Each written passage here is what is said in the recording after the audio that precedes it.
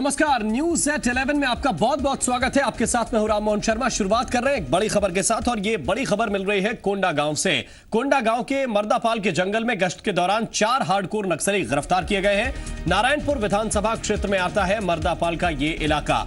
आज नारायणपुर में ही मुख्यमंत्री का कार्यक्रम भी है और सुरक्षा बलों को कोंडा गांव में ये सफलता हाथ लगी है। इस वक्त बड़ी खबर आपको दे रहे हैं कोंडा गांव से। मर्दापाल के जंगल में गश्त के दौरान 4 हार्डकोर नक्सली गिरफ्तार किए गए हैं। और अब बात उस सपने की जो अब सच होने वाला है। ग्वालियर चंबल अंचल के लोगों का 30 साल से भी ज्यादा पुराना सपना आज हकीकत में तब्दील होने जा रहा है। यह सपना है गुना से लेकर इटावा तक की रेल लाइन पूरी होने का। रेल राज्य मंत्री मनोज सिन्हा, मुख्यमंत्री शिवराज सिंह चौहान और केंद्रीय इस्पात मंत्री नरेंद्र सिंह तोमर की मौजूदगी में भिंड इटावा ट्रेन को पहली बार हरी झंडी दिखाई जाएगी। इस रूट पर ट्रेन परिचालन शुरू होने के साथ ही ग्वालियर चंबल का इलाका कानपुर, लखनऊ और फिरोजाबाद टुंडला ट्रैक से सीधे जुड़ जाएगा और यहां की दूरी काफी कम हो जाएगी।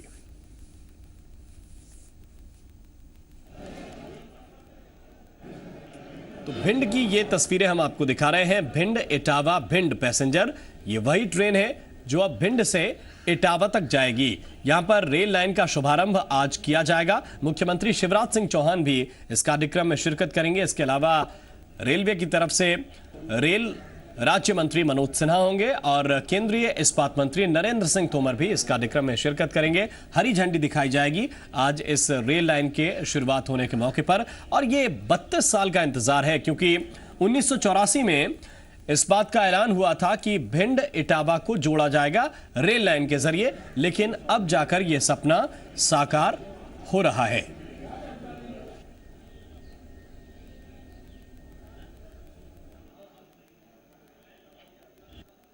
भिंड से इटावा के बीच महज 35 किलोमीटर के रेल सफर की दूरी आज खत्म होने जा रही है। हम इस वक्त भिंड स्टेशन पर मौजूद हैं और मेरे साथ में आप वो ट्रेन देख सकते हैं जो अब से बस कुछ ही देर बाद पहली बार भिंड से लेकर इटावा तक का सफर तय करेगी। इस ट्रेन को हरी झंडी दिखाने के लिए अब से कुछ देर बाद केंद्रीय रेल राज्य मंत्री मनोज सिन्हा, मध्य प्रदेश के मुख्यमंत्री शिवराज सिंह चौहान, केंद्रीय मंत्री नरेंद्र सिंह तोमर समेत तमाम वीवीआईपीज यहां पर मौजूद रहेंगे और उनकी मौजूदगी में इस ट्रेन को यहां भिंड स्टेशन से झंडी दिखाई जाएगी। और ये ट्रेन का जो सफर है वो पूरा होने में करीब 30 साल का वक्त लग गया। 1985-86 में इस प्रोजेक्ट को मंजूरी मिली थी। गुना से लेकर इटावा तक इस ट्रेन को जाना था, लेकिन ये भिंड तक ही पहुंच पाई और भिंड से लेकर इटावा तक का जो करीब 35 किलोमीटर का सफर है उसको तय करने में 15 साल से भी ज्यादा का वक्त लग गया। लेकिन अब ये दूरी खत्म होने जा रही है और इस मौके पर यहाँ भिंड स्टेशन पर भव्य तैयारियां की गई हैं। सुरक्षा के भी बेहद पुख्ता इंतजाम किए गए हैं। भारी संख्या में जो पुलिस बल है वो यहाँ पर लगाया गया है और जो लोग हैं खासतौर से भिंड के और चंबल अंचल के, उन लोगों के लिए आज का दिन बेहद ही खास होने जा रहा है, क्योंकि भिंड से इटावा के बीच ये जो रेल ट्रैक है उसको शुरू होने के बाद कई तरह की सुविधाएं यहाँ के लोगों को मिलेंगी और मध्य प्रदेश से उत्तर प्रदेश के बीच का जो सफर है वो काफी कम हो जाएगा। कानपुर से लखनऊ की दूरी काफी कम हो जाएगी। अगर फिरोजाबाद और टुंडला की बात करें तो वहां की दूरी भी ग्वालियर भिंड से काफी कम हो जाएगी। तो ये ट्रेन कई सारी सौगातें एक साथ लेकर आ रही है और जिसकी शुरुआत बस अब से कुछ देर बाद होगी। सरा श्रीवास्तव, जी मीडिया, भिंड। और आइए हम आपको सीधे भिंड लिए चलते हैं। जी मीडिया संवाददाता शरद श्रीवास्तव हमारे साथ लगातार भिंड से अपडेट देने के लिए बने हुए हैं। शरद, आपके पास आ रहे हैं और जरा बताइए, मुख्यमंत्री पहुंच रहे हैं, केंद्रीय इस्पात मंत्री पहुंच रहे हैं, रेल राज्य मंत्री भी पहुंच रहे हैं।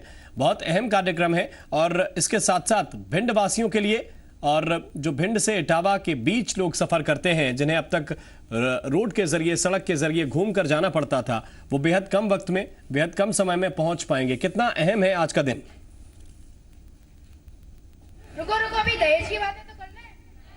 हाँ बिल्कुल, आप बेहद ही अहम है आज का दिन और इसकी अहमियत आप इस बात से भी लग सकते हैं कि यहाँ जहाँ हम इस वक्त खड़े हैं भिंड स्टेशन के बाहर, वहाँ किस तरीके से भव्य पंडाल बनाया गया और बहुत सारे लोग यहाँ पर मौजूद हैं। और अगर मेरे सामने आप देखें तो ये जो वो मंच बनाया गया है जहाँ पर जो वीवीआईपीज हैं वो आएंगे और यहीं से औपचारिक रूप से जो ट्रेन है इटावा के बीच की वो तय करेगी। हालांकि इस वक्त जो कुछ बच्चे हैं वो सांस्कृतिक प्रस्तुतियां यहाँ पर पेश कर रहे हैं। अब से कुछ ही देर बाद ये माना जा रहा है कि मुख्यमंत्री शिवराज सिंह चौहान, केंद्रीय रेल राज्य मंत्री मनोज सिन्हा और केंद्रीय इस्पात मंत्री नरेंद्र सिंह तोमर यहाँ पर मौजूद होंगे। और उसके बाद जो ट्रेन है भिंड से इटावा के बीच में, जिसका इंतजार 30 साल से भी ज्यादा का इंतजार रहा, वो यहाँ से हरी झंडी दिखाई जाएगी।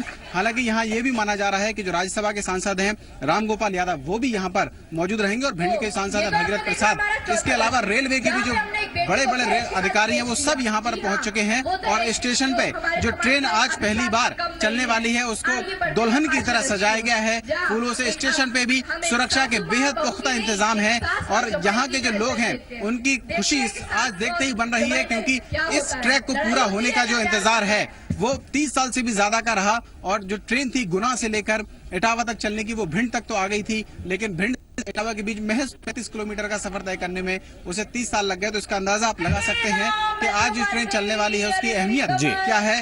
और इस अहमियत को देखने के लिए यहाँ भव्य तैयारियां की गई हैं। बहुत सारे लोग भी यहाँ मौजूद हैं जो इस पल के गवाह बनना चाह रहे हैं। बिल्कुल, यकीनी तौर पर बहुत सारे लोग वहां पर मौजूद हैं जो इस पल के गवाह बनने जा रहे हैं। साथ साथ शरद, जरा ये भी बताइए कि बहुत लंबा वक्त है, बहुत लंबा इंतजार लोगों को था इटावा से भिंड के बीच की जो रेल लाइन है उसके कंप्लीट होने का, उसके पूरे होने का।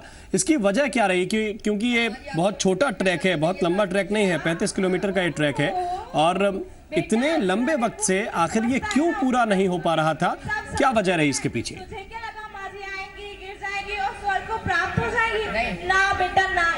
हाँ राम, बिल्कुल। देखिए, ये जो प्रोजेक्ट है गुना से लेकर इटावा तक का करीब 350 किलोमीटर का ये सफर था जिसको पूरा करना था। और 1985 में पहली बार इस प्रोजेक्ट को मंजूरी मिली थी और अमली जामा पहनाया गया था।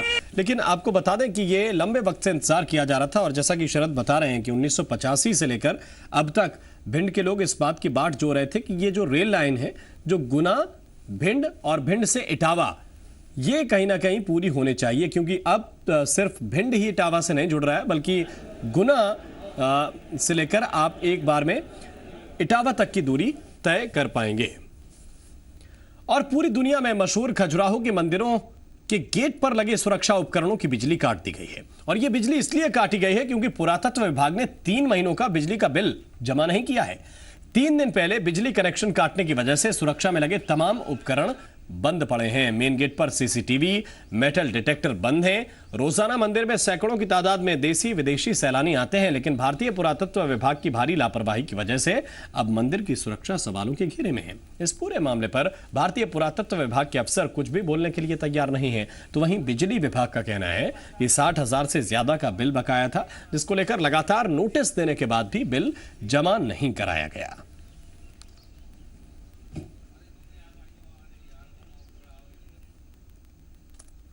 साई मंदिर वालों के 60,000 बिल बकाया है, उनके कनेक्शन काट दिए हैं बिल जमा करने का। कॉलोनी का उनका बाटा हाउस कनेक्शन है, और मंदिर का उनका बुकिंग काउंटर है, और ऑफिस का उनका। अच्छा, 3 जगह की आपने काटी हुई है। जी। तो ये तस्वीरें आपको हम दिखा रहे हैं, ये खजुराहो की तस्वीरें हैं। और भारतीय पुरातत्व विभाग की लापरवाही के चलते यहाँ पर जो सीसीटीवी कैमरे लगे हैं वो लगे हुए हैं, काम नहीं कर रहे हैं। मेटल डिटेक्टर जो डोर है वो लगा हुआ है, लेकिन वो भी काम नहीं कर रहा है। वजह यह है कि बिजली विभाग ने यहां का बिजली कनेक्शन काट दिया है। और उधर इंदौर का एमवाई अस्पताल फिर से सवालों में है। यहां एक नवजात जो महज चंद घंटों पहले ही जन्मा था, अस्पताल के वार्ड से चोरी कर लिया गया, और अस्पताल प्रबंधन को इस बात की भनक तक नहीं लगी।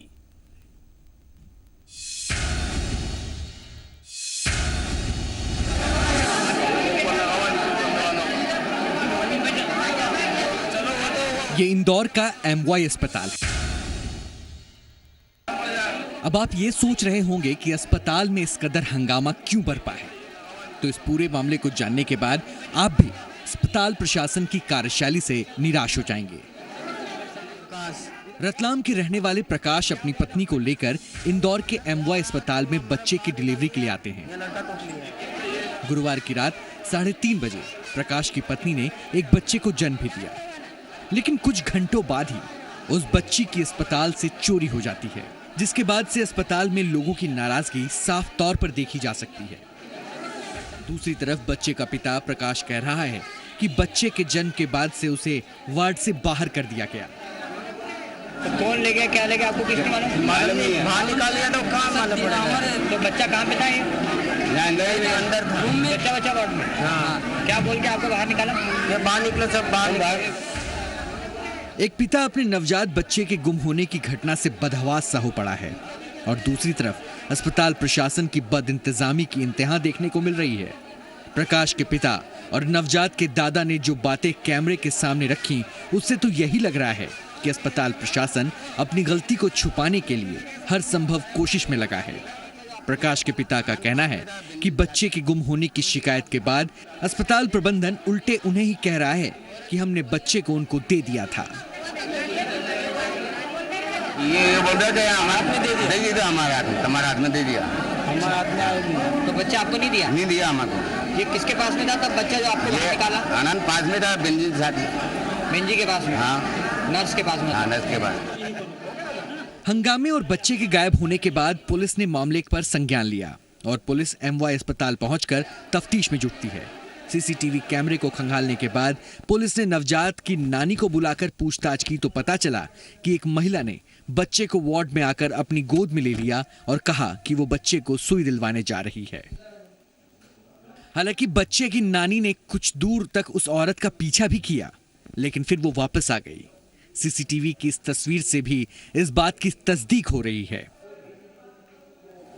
फुटेज में देखा तो बच्चे की नानी जो जिसको ले जा रही है लेडीज, उसके पीछे पीछे उसकी नानी भी जा रही है वहाँ चढ़ाव तक, फिर ऊपर उतरी। अभी आपने उसको सीसीटीवी फुटेज भी दिखाया, उसका क्या कहना था? नहीं, उसको कह रहा है कि वो सुई दिलाना ले जा रही है, मतलब इंजेक्शन। उसने सामने वाले ने बोला उसकी नानी को, ये बच्चे कहाँ ले जा रहे थे? सुई दिलाने ले जाए, मतलब इंजेक्शन लगाते बच्चों को, इसलिए। तो बच्चा चोरी गया? हाँ, चोरी गया। हाँ, वो बोले मेरे को दे दो कि सुई लगा के अभी लाऊं, पीछे पीछे वहाँ तक गई। पुलिस अब इसे बच्चा चोरी का मामला बता रही है, लेकिन सवालों के घेरे में अस्पताल प्रबंधन है कि आखिर उनकी ये कैसी व्यवस्था है, ये कैसी बदइंतजामी है जिसमें नवजात की सुरक्षा का कोई इंतजाम तक नहीं, और कैसे कोई भी वार्ड में घुसकर बच्चे को आसानी से लेकर बाहर चला गया। सवालों से घिरे एमवाई अस्पताल प्रबंधन की तरफ से किसी भी सवाल का जवाब तो साफ साफ नहीं मिला, लेकिन अपनी गलती को छुपाते हुए ये बार बार कहा कि मामले की जांच चल रही है। पेशेंट का ऑपरेशन हुआ था डिलीवरी के बाद में, और उसका बच्चा कोई महिला ले गई है, और इसके लिए हम लोग ने सीसीटीवी फुटेज निकाल रहे हैं, देख रहे हैं। पुलिस को भी इन्फॉर्म कर दिया है और थाना प्रभारी जो सहयोगी तगंज है उनको बोला है कि FIR भी करें इसकी। सब लोगों को जो मैंने तो नहीं देखा है उसको कोई महिला कौन सी थी, बट वहाँ के स्टाफ को बुला के दिखवा रहे हैं, पूरा अवलोकन होने के बाद आपको बताएं। पुलिस और अस्पताल तफ्तीश की बात कर रहे हैं, लेकिन सवाल बहुत बड़ा है जो हम सबसे जुड़ा है कि मध्य प्रदेश में किस कदर बच्चा चोरी की वारदात दिन ब दिन बढ़ती जा रही है। आखिर क्यों मानव तस्करी का गढ़ मध्य प्रदेश बनता जा रहा है और प्रशासन इस पूरे मामले में लाचार और बेबस दिख रहा है। इंदौर से शरद व्यास, जी मीडिया। बांग्लादेश के मीरपुर में आज एशिया कप के एक हाई वोल्टेज मुकाबले में भारत और पाकिस्तान आमने सामने होंगे। T20 फॉर्मेट में दोनों टीमों की भिड़ंत करीब 2 साल के बाद होगी। मैच शाम को 7 बजे शुरू होगा। पिछले 2 साल में भारत पाकिस्तान के बीच 2 मैच हुए हैं और दोनों ही टीम इंडिया ने जीते हैं। एशिया कप में भारत पाकिस्तान का महामुकाबला, धोनी और अफरीदी की सेना आमने सामने। क्या विराट को टक्कर दे पाएंगे पाकिस्तानी गेंदबाज? मीरपुर में एशिया कप क्रिकेट टूर्नामेंट का महामुकाबला देखने को मिलेगा। टीम इंडिया T20 फॉर्मेट में दुनिया की नंबर 1 टीम है और इस फॉर्मेट में उसका हालिया फॉर्म भी बेहतरीन रहा है। टीम के स्टार बल्लेबाजों का मुकाबला अब पाकिस्तान के बेहतरीन गेंदबाजों से होगा। उनके पास अच्छे सीमर है, बट हमें हमारे स्ट्रेंथ पे फोकस करना है। उनके पास अच्छे अटैक है, हमें पता है क्या कर रहे हैं वो लोग और उनका क्या स्ट्रेंथ होगा। भारतीय बल्लेबाज शुरुआती ओवरों में खतरनाक नजर आते हैं। ऐसे में पाकिस्तान ने भी उन्हें रोकने की रणनीति तैयार कर ली है। कि उनकी बैटिंग स्ट्रांग है, लेकिन हमें हमारी बॉलिंग स्ट्रेंथ भी बहुत अच्छी है, तो उम्मीद करता हूं कि अच्छे रिजल्ट आएंगे। भारत और पाकिस्तान पिछले 2 सालों में तीसरी बार एक दूसरे के सामने हैं। भारत ने पाकिस्तान के खिलाफ 2015 में आईसीसी वनडे वर्ल्ड कप में जीत दर्ज की थी।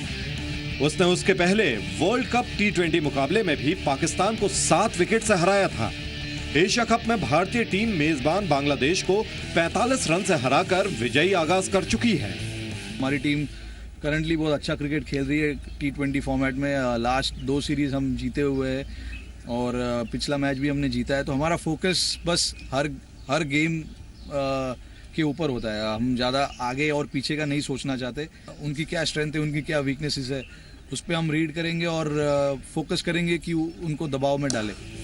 भारत की तरफ से विराट कोहली और रोहित शर्मा पर सबकी निगाहें होंगी, तो पाकिस्तान की ओर से दारोमदार मोहम्मद आमिर, मोहम्मद हफीज और शोएब मलिक पर होगा। हालांकि कप्तान शाहिद अफरीदी का ऑलराउंड प्रदर्शन भी मैच को पलटने का मादा रखता है। हमेशा मैंने अपनी परफॉर्मेंस को बहुत ज़्यादा अहमियत दी है। मुझे पता है कि मेरी परफॉर्मेंस कितनी इंपॉर्टेंट रहती है टीम के लिए। मेन जो हथियार है वो हमेशा से मेरा बॉलिंग रहा है, लेकिन मैं समझता हूँ कि जिस नंबर पे मैं बैटिंग करता हूँ उस नंबर पे भी आई थिंक कि मेरी बैटिंग परफॉर्मेंस का होना बहुत ज़रूरी है। हालांकि क्रिकेट के मैदान से पाकिस्तानी कप्तान सियासत का ज्ञान देना नहीं भूले और दोनों देशों के बीच ज्यादा क्रिकेट मैच की पैरवी की और भारत के साथ संबंध सामान्य बनाने की कोशिशों के लिए पाकिस्तान सरकार की तारीफ भी की।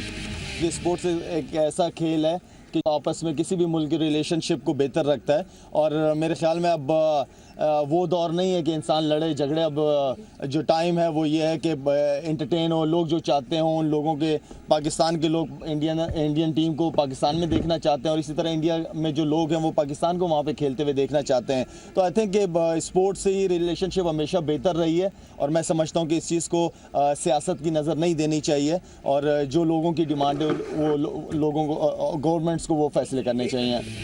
हालांकि सियासत से इतर दोनों देशों के खेल प्रेमी आज मीरपुर के मैदान में भारत और पाकिस्तान के बीच होने वाले शानदार मुकाबले का इंतजार कर रहे हैं।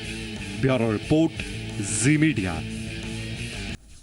ग्वालियर के रहने वाले प्रयत्न शर्मा ने रिवर्स स्केटिंग में वर्ल्ड रिकॉर्ड कायम करते हुए अपना नाम Guinness book of world record में दर्ज करवाया है। प्रयत्न ने महज 2 मिनट 8 सेकंड में 1 किलोमीटर तक रिवर्स स्केटिंग करके ये रिकॉर्ड कायम किया है। प्रयत्न दुनिया में ऐसा करने वाले पहले शख्स बन गए हैं। ग्वालियर के केंद्रीय विद्यालय में पढ़ने वाले प्रयत्न ने 21 जून 2015 को रिवर्स स्केटिंग का वीडियो शूट करके Guinness book of world records में अप्लाई किया था। गिनीज बुक की ओर से प्रयत्न को प्रमाण पत्र जारी करते हुए उनके वर्ल्ड रिकॉर्ड की पुष्टि की गई है। प्रयत्न इससे पहले भी देश के कई रियलिटी शोज में अपने हुनर का प्रदर्शन कर चुके हैं।